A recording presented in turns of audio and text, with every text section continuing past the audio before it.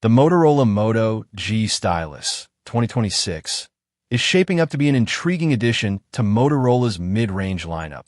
building on the practical stylus-equipped design that has defined its predecessors. According to recent leaks and renders, the phone is expected to feature a flat-edge 6.7-inch display with slim bezels and a textured, eco-leather back panel available in stylish color options like lavender and dark gray, giving a more premium feel than typical budget phones. The device's signature built-in stylus will likely remain, nestled conveniently at the bottom edge for easy access, making it a strong choice for note-taking and creative tasks on the go. Design leaks also point to a triple camera setup on the rear, and although official performance specs haven't fully emerged yet, early reports suggest it will include solid mid-range hardware and maintain long battery life comparable to other Moto G phones. While details on the chipset and exact performance are still unconfirmed, this next-generation G Stylus is anticipated to launch in 2026 with modern features and Android software,